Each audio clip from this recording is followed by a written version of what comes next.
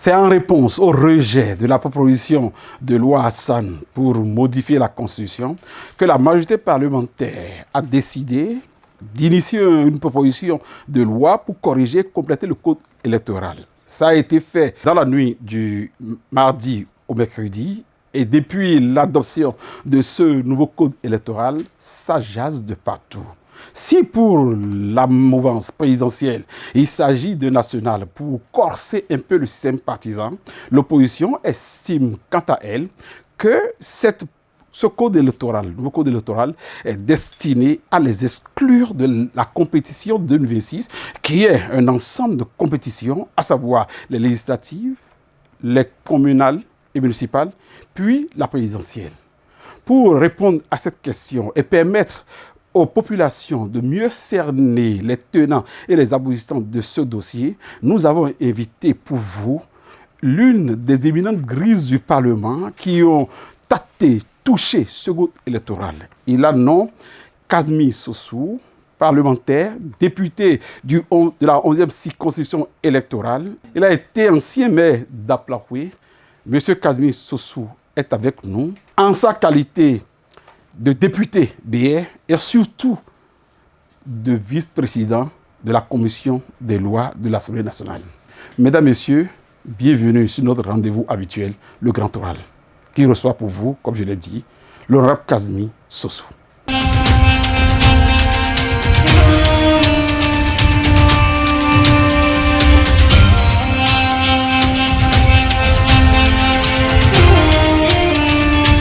Honorable député Kazmi Sossou, bonsoir et merci d'être des nôtres.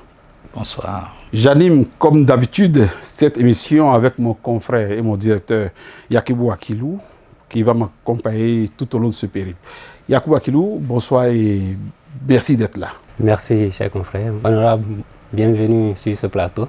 Merci. Comme d'habitude, c'est M. Akilou qui prend la parole pour poser la première question au député. Honorable, en tant que membre du Parti Bloc républicain et au-delà du fait que vous êtes vice-président de la commission des lois, comment expliquez-vous les changements apportés à ce code électoral alors qu'il s'agissait d'une chirurgie que la Cour constitutionnelle demandait? Merci beaucoup. Je remercie le groupe de presse béninois Libéré pour m'avoir invité sur le Grand Oral. Je voudrais commencer par dire que ce n'est pas parti seulement de l'injonction ou de l'invite de la Cour à réviser le code électoral. Ils vous souviennent, il y a quelques semaines, le député Hassan Seibou avait proposé un réaménagement total du système électoral, du calendrier notamment, à travers une proposition de loi qui tendait à réviser quelques articles de la Constitution de notre pays. Et donc, c'est cet esprit d'anticipation du bloc républicain qui a conduit les deux autres collègues du président Hassan Seibou, en la personne du président Akena Tondé de l'Union progressiste de Renouveau, a fait également une proposition de loi qui tend à amender le code électoral, et le président Nouré Nouachadé du Parti Les Démocrates qui a également déposé une proposition. Et à la commission des lois, bien entendu, on a reçu le mémoire de la Sénat, qui est l'organe en charge de l'organisation pratique des élections, et puis quelques organisations de la société civile qui ont envoyé également des observations. Donc la commission a travaillé sur tous ces documents-là avant d'amener son rapport devant la plénière. Et en plénière, il y a eu des amendements comme notre règlement l'autorise, donc des amendements portés par le député Augustin Waverbla, et bien sûr avec le soutien des groupes parlementaires Bloc républicain et groupe parlementaire Union progressiste Le Renouveau. Donc c'est tout ça réuni qui a accouché des amendements du code électoral qui fait actualité au Bénin actuellement. Non, vous avez tout à l'heure, en parlant, cité pas mal d'institutions, mais je n'ai pas cru avoir entendu les démocrates. Est-ce à dire que les démocrates n'ont pas apporté d'amendements ou fait des propositions de modification de votre proposition. Non, j'ai bien cité le président Nourenou Achadé qui a fait également une proposition de loi portant en révision du code électoral.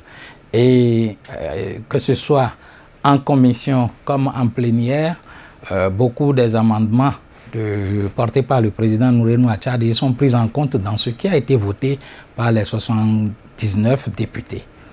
Alors, si le président Nourenou Achadé a pu faire des observations, des amendements, ainsi que certains de ses autres collègues, alors pourquoi parle-t-on aujourd'hui de code électoral chrysogène, d'exclusion et autres? Non, je pense que nous sommes en politique et chaque chapelle politique a tendance à jouer sur la sensibilité du peuple et de la population. Et nous savons très bien au Bénin que pour se faire élire, parfois il suffit de se faire victimiser. Il suffit de jouer à la victime, quand bien même on ne l'est pas. Et donc c'est dans ce rôle-là que nos amis des démocrates sont en train de jouer. Donc pour qui connaît la politique, ce n'est pas extraordinaire, ce n'est pas nouveau. Tout ce qui a été fait a été de tout consensus. Et à plusieurs égards, si on rentre dans les détails, je vais vous les porter. Et donc, dire que le code tel que voté est chrysogène ou exclusif n'est pas juste. Il y a que nous sommes dans une réforme du système partisan depuis un certain temps, qu'ils vous souviennent, bien avant l'avènement du président Patrice Talon. Il faut remonter dans l'histoire un peu. En 2011, vous allez voir que déjà l'Union fait la nation qui portait la candidature du président Adrien Oumbédi était un grand regroupement. Et en face, il y avait les FCBE qui portaient la candidature de Boni Yahi. Je parle bien de 2011. Et ça montre sociologiquement que le Bénin aspire déjà à ces grands regroupements-là pour porter des leaders, des hommes d'État au pouvoir.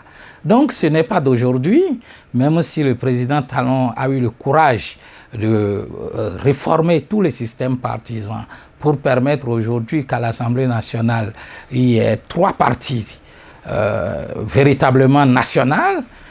C'est très important de constater que dans notre sociologie, ça a déjà pris source depuis 2011. Et c'est au premier tour d'ailleurs qu'en 2011, l'élection était terminée. Donc, il y avait déjà une économie pour l'État sur le second tour. Bon, venons au sujet actuel.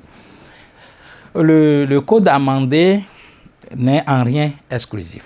Cela permet aux partis simplement de se renforcer. Aux partis politiques qui, entre-temps, surfaient sur leur fief ou certaines zones du pays pour avoir des élus, de considérer désormais toute l'étendue du territoire national. C'est ce que ce code a de spécial. Ce code, lorsque nous parlons de 20% de suffrages valablement exprimés dans chacune des 24 circonscriptions pour être éligible à l'attribution des sièges, il faut comprendre simplement qu'il s'agit là du livre 4 du Code qui parle des règles particulières de l'élection des membres de l'Assemblée nationale. Les gens confondent 20% pensant que c'est applicable aux 3 élections. Les 20% ne sont pas applicables aux 3 élections. Les 20% ne sont pas applicables à l'élection présidentielle.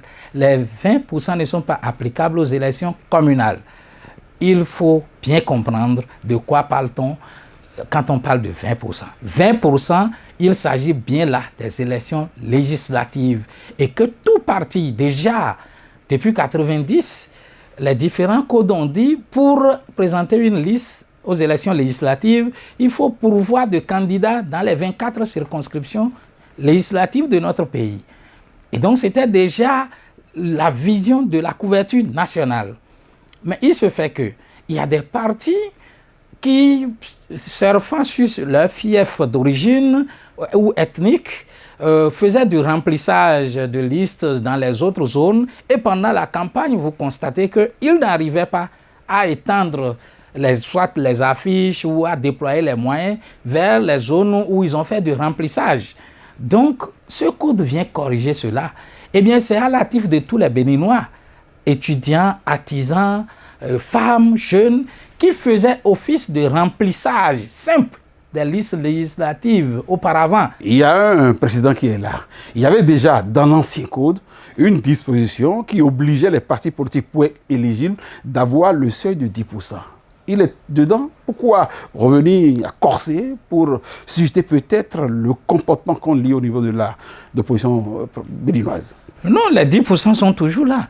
Aujourd'hui, lorsque vous allez aux élections communales et que vous n'avez pas 10% au niveau national, vous n'êtes pas éligible à l'attribution des sièges. C'est pour cela que je viens préciser qu'il s'agit, les 20% ne s'appliquent pas aux élections communales, mais il s'agit bien des règles particulières pour l'élection des membres de l'Assemblée nationale. Donc quand on parle des députés, c'est pour ça qu'on parle de 20% de circonscriptions électorales législatives.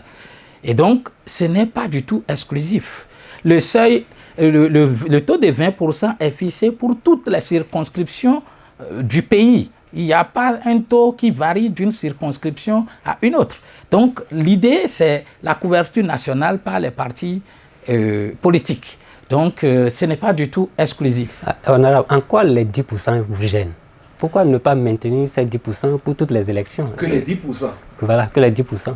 Mais les 10% sont toujours maintenus. Vous voyez, par rapport aux 20%, il est dit un alinéa qui dit lorsqu'un parti se sent incapable de mobiliser les 20% à lui seul dans les 24 circonscriptions du pays, il peut faire un accord de gouvernance avec un autre parti et dont il est sûr qu'il y aura aussi 10% national. Et que quand l'un des deux arrivait à avoir les 10% au plan national, on fera l'addition de leur suffrage par circonscription pour voir si les deux réunis atteignent les 20%. Je vous dis, en réalité, les 20% ne font pas peur. Je vais vous dire, parce que c'est ceux qui n'ont pas les chiffres, peut-être, qui s'inquiètent. Quand vous prenez les dernières élections législatives, le bloc républicain, quand on dit que les 20% vont punir le BR, j'en ris. Parce qu'il n'y a qu'une seule circonscription sur les 24 où le bloc républicain n'avait pas réuni 20% du suffrage exprimé. C'était la 15e circonscription, à savoir Cotonou, du 1er au 6e ou 7e arrondissement. C'était la seule. Sur les 23 autres, le BR était largement au-dessus des 20%. Donc, qu'on dise que cette disposition vise à écarter BR ou LD ou quoi que ce soit, je pense que c'est... Oui, honorable député, c'est vrai que vous n'êtes pas du parti Les Démocrates, mais est-ce que eux, dans les statistiques que vous avez fouettées, est-ce qu'eux, ils ont eu ce problème? Ou ils ont eu les 20% sur toute l'étendue du territoire national? Bon, je n'ai pas tenu leurs chiffres parce que je ne me suis pas exercé à le faire, mais je pense, quand on voit par exemple les 28 députés LD tels que répartis sur l'étendue du territoire national, quand on parlera de la présidentielle où on dit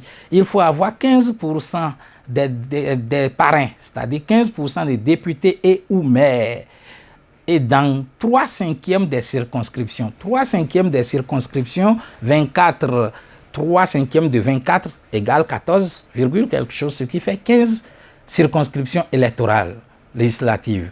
Donc, aujourd'hui, quand vous prenez les 28 députés des démocrates, ils sont répartis dans plus de 15 circonscriptions électorales. Donc, rien n'est exclusif dans ce qui est voté. L'avantage par rapport à ce code, c'est que les Béninois auront maintenant le temps de connaître chaque duo de candidats à l'élection présidentielle 6 mois avant le premier tour du scrutin. Et ça, c'est l'innovation, je n'entends personne en parler. On dit que le candidat dépose son dossier 180 jours avant le premier tour du scrutin.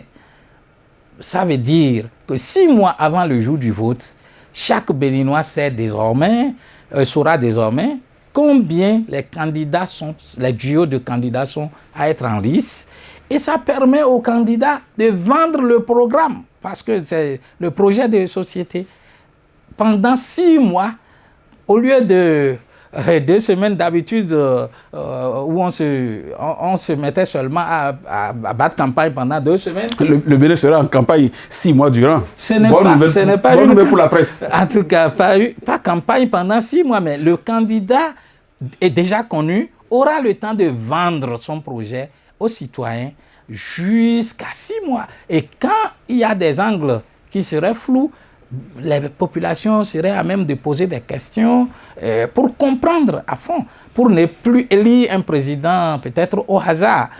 Parce que dans l'euphorie des 15 jours seulement, c'est comme si on s'empresse, on fait un choix, peut-être par essai ou par défaut.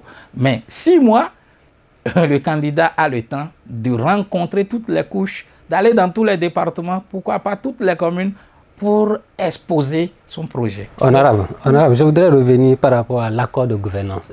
N'est-ce pas une forme déguisée d'alliance que vous avez refusée dans le système partisan? Pas du tout. La charte des partis politiques est claire là-dessus. Les alliances et coalitions sont interdites. Mais vous devez savoir que accord de gouvernance, la différence entre alliance et accord de gouvernance, c'est qu'il n'y a pas unicité de liste. Quand on parle d'alliance, exemple UP le Renouveau et BR, si on dit alliance, c'est que nous présentons une seule liste de candidatures. Et c'est ça les alliances d'avant. Même on avait Alliance ABT, Alliance Soleil, Alliance... Donc tous les partis qui se regroupaient au sein de cette alliance-là faisaient une liste unique. L'accord de gouvernance, chaque liste, chaque parti fait sa liste et va à l'élection, normalement.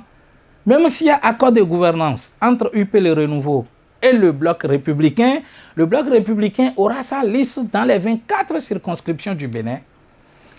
L'UP le Renouveau, sa liste dans les 24 circonscriptions. Et on bat campagne séparément. Très bien. Honorable député, oui. Vous êtes membre du Bloc républicain. Si le parti, les démocrates, décidaient à entrer en accord de gouvernance avec le BR, est-ce que les dispositions de la loi vous obligent à accepter? Non, la charte en l'état, la charte des partis politiques en l'état ne l'autorise pas.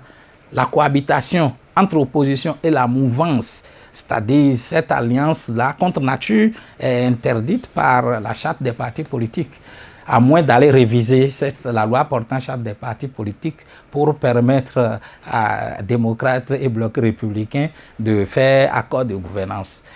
Sauf catastrophe, à ma connaissance jusque-là, voilà ce qui est. La charte n'est pas encore révisée, donc il saurait y avoir accord de gouvernance entre un parti de la mouvance et un autre de l'opposition. Honorable, je voudrais revenir au niveau du parrainage qui suscite beaucoup de débats. Pourquoi ramener le parrainage dans le giron des partis politiques alors que ça devait être individuel?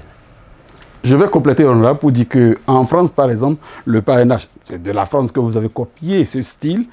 La France même, elle a permis aux députés, aux parlementaires d'avoir à parrainer qui ils veulent sans tenir compte du parti politique. Pourquoi cette forme de dictature dans votre code électoral, honorable député? Dictature, non. Dictature, non, simplement parce que, vous savez, en 2021, il y a eu déjà une expérimentation du parrainage. Et des élus, des députés et des maires ont parrainé et nous avons eu 3 duos de candidats à l'élection présidentielle de 2021. Ce qui était de 10%, c'était le taux de députés et maires réunis. Les députés étaient de 83. Maintenant, il y a 109 députés, puis 77. Donc, il y a augmentation du nombre de parrains. Et si on laissait le taux en l'état, il y aura multiplicité de candidatures. Je ne sais pas si vous voyez la cohérence. On était 83. Non, plus de 77, mais... Vos noms vont nous embrouiller. Vos noms, non, on demande pourquoi il n'a pas fallu laisser les députés libres choisir le candidat parrainé au lieu de le contraindre. Ce serait contraire à l'esprit de la réforme du système partisan, simplement parce que la France utilise quel esprit? S'il vous plaît. Non, la France utilise quel esprit? Non, je ne suis pas en France, je suis au Bénin.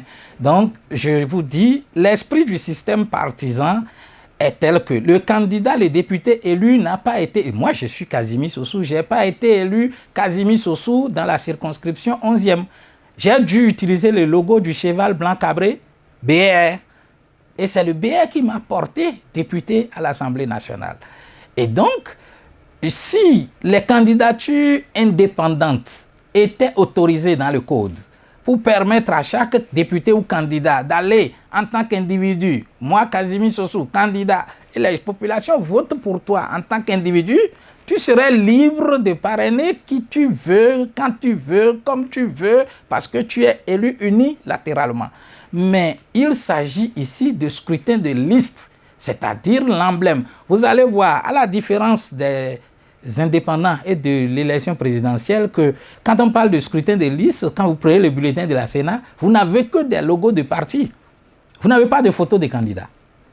Et c'est ça le parti, c'est ça le logo, c'est ça l'emblème. C'est ça qui fait que, pour rester cohérent à cet esprit-là, on dit le parrain, le maire ou le député ne peut parrainer. Il y a 3 conditions. Il y a 3 conditions. Ce n'est pas aussi fermé que ça. Il y a 3 conditions. On dit ne peut parrainer que le candidat membre de son parti ou désigné par son parti, ça fait 2e condition, ou un candidat désigné par un parti avec lequel le parti de l'élu est en accord de gouvernance. C'est 3 hypothèses.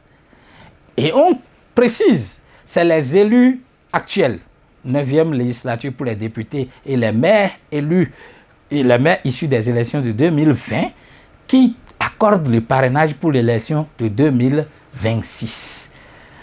Et c'est clair qu'il n'y a plus amalgame autour de qui va parrainer, parce que c'était l'une des questions de la Cour, rupture d'égalité qu'évoquait la Cour, c'est tranché, c'est réglé. Donc c'est les députés actuels et les maires actuels qui parrainent les candidats. Et il faut vraiment que ce soit un candidat membre du parti, soit désigné par le parti ou issu de l'accord de gouvernance entre les partis avant que l'élu ne lui accorde le parrainage. Voilà ce que je peux répondre. Donc, ce n'est pas du tout fermé, ce n'est pas de la dictature, comme le disait Tako. Oui, toujours dans cette dictature-là, ça veut dire que vous fermez la porte à ceux qui suscitent des mouvements de candidature. On ferme la porte à personne. Celui qui suscite, s'il est député, il apparaît. Pas député. Si un membre peut-être de la grande cour mouvancière se détache de l'esprit du système partisan et fait susciter sa candidature partout dans le pays, est-ce que dans ces conditions, il a de chances de revenir pour compétir? À ma connaissance, chaque parti, en tout cas pour le bloc républicain que je connais, les statuts et règlements intérieurs du parti bloc républicain a bien organisé le mode de désignation des candidats aux différentes élections, que ce soit les élections communales, que ce soit les élections législatives ou l'élection présidentielle. Le mode de désignation du duo de candidats à l'élection présidentielle est bien réglementé dans les tests statuts et règlements intérieurs du bloc républicain. Donc, il n'y a pas polémique autour. Oui, en 2021, le président Talon, qui aujourd'hui a été élu président, il était de quel parti politique? Non, je ne savais pas. Je ne sais pas s'il est d'un parti politique. Mais ce que le code dit actuellement, le code ne dit pas forcément que le candidat est membre d'un parti politique. C'est pourquoi je vous parle de 3 hypothèses. On dit, soit il est membre du parti, soit le parti le désigne, soit un autre parti avec lequel on est en accord le désigne. Voilà les 3 hypothèses. Donc, ce n'est pas aucune obligation n'est faite à un aspirant d'appartenir forcément à un parti politique. Il peut être aujourd'hui, mais que le parti trouve que c'est le cheval gagnant et que les instances du parti s'asseyent pour dire voilà celui sur qui nous portons notre choix. Alors les élus de ce parti-là sont autorisés à parrainer ce candidat. Donc ça veut dire que la porte est ouverte à Olivier Boucor, certainement. Bon, je ne cite pas de nom, moi. Je ne cite pas de nom. Je suis d'un parti, je suis du Bloc républicain.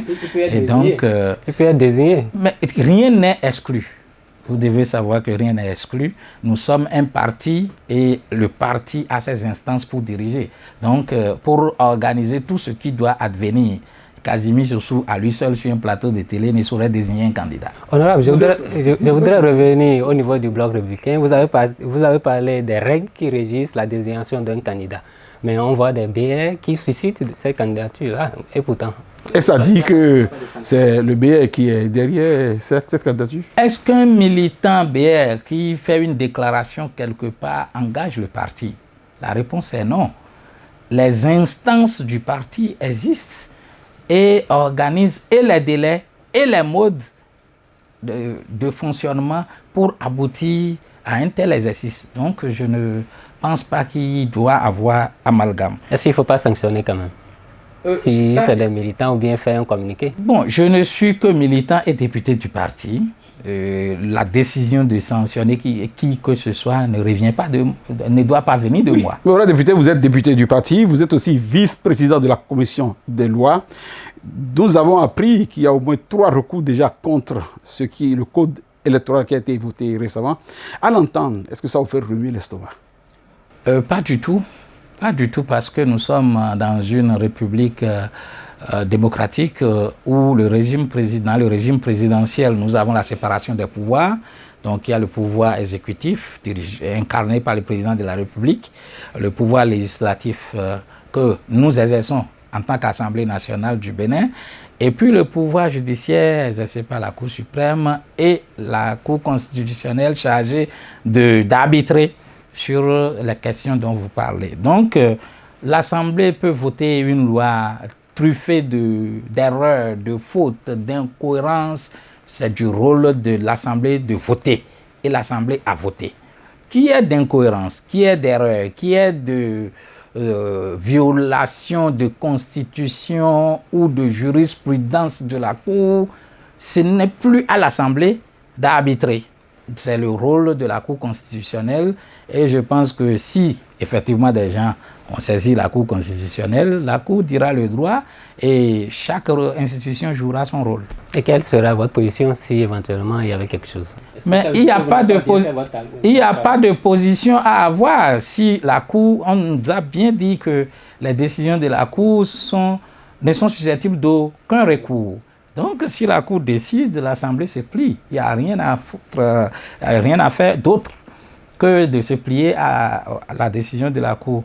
Mais je pense, pour ce que je sais, que nous avons été en toute cohérence de ce que je vous ai expliqué.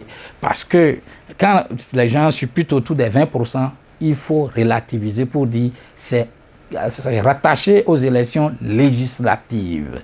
C'est très important de savoir cette nuance. Voilà, député, la technique nous fait déjà les yeux que nous sommes en train de dégrainer la totalité du temps qui nous est imparti. Alors, je voudrais vous prendre en mot de fin. Je voudrais vous inviter à opiner sur l'impact de ce code électoral sur la base de la population, les chefs quartiers et consorts. Comment se retrouvent-ils dans une telle loi? Merci, M. Takou. Le code tel que voté le 5 mars a intégré la loi interprétative et modificative et complétive de 2020, ce que les gens appelaient la VAR, c'est-à-dire la loi qui allait expliquer comment il faut désigner les maires, les chefs d'arrondissement et autres. Donc, cette loi-là a intégré complètement le nouveau code comme amendement. Et on a fait une extension au niveau des quartiers et villages pour permettre à ce que en 2026, à partir des élections communales, le parti qui serait éligible au siège, c'est-à-dire avoir 10% au plan national, et qui aurait la majorité dans un village ou quartier de ville, désigne le chef de village ou le chef de ce quartier. C'est ce que nous avons mis dans ce code. C'est majorité niveau village et quartier de ville. La particularité par rapport à ce qui se faisait avant, c'est qu'avant, vous avez des listes de conseillers de village fournis par chaque parti. Ce ne sera plus le cas. Les militants du parti vont travailler dans le village et le quartier de ville. Et à l'issue de l'élection, quand le parti est éligible au siège, le parti majoritaire au niveau du village propose le nom de celui qui sera le chef de village ou chef quartier à l'autorité qui prendra l'arrêté pour son installation. Voilà ce qui est voté. Et c'est pour 2026. Maintenant, il y a les dispositions transitoires. Dispositions transitoires, c'est-à-dire de maintenant jusqu'en 2026, on fait comment pour les CQ et les CV? Le code que nous avons voté dit pour la disposition transitoire, la période transitoire, les partis vont tenir compte des résultats des élections de 2020, élections communales de 2020, puisque c'est les élections qui sont plus proches, les élections de proximité qui sont plus proches dans le temps et dans l'espace. Donc c'est ces résultats de 2020 qu'on prend dans chaque village pour pouvoir actualiser la désignation de chef quartier ou chef de village. Parce que selon les statistiques à nous livrées à l'Assemblée par le garde des Sceaux, il y a plus de 250 villages ou quartiers de ville qui sont aujourd'hui vacants parce que les chefs de village ou de quartier de ville seraient décédés ou empêchés outre mesure. Et il y a d'autres qui sont dans l'intérim illégal, donc il faut corriger tout ça avant de permettre le déploiement de certains projets du gouvernement.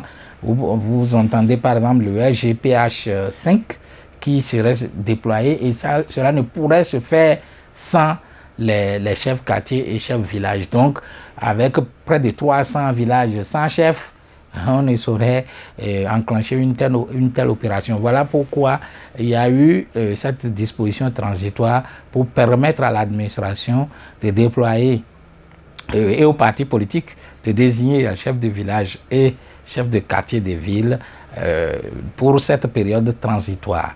Mais à partir de 2026, que ça soit clair pour tout le monde, si la loi est promulguée en l'état, ce sera les résultats de chaque village qui vont compter pour désigner chef village et quartier de ville.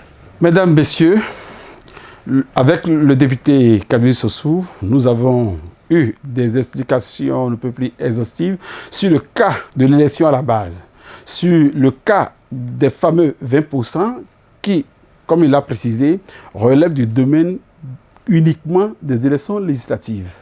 Il a aussi précisé qu'il n'y a pas payant la demeure, que le code électoral ainsi voté est le meilleur qu'on puisse offrir à un peuple lorsqu'on veut que le système partisan soit une réalité et que dorénavant un président élu provienne réellement du système politique du pays. Les ovnis qui venaient entre-temps sont maintenant interdits et nous allons le devoir, selon lui, au code électoral. Merci de nous avoir choisis. Et merci de prendre le rendez-vous très prochainement sur votre émission préférée.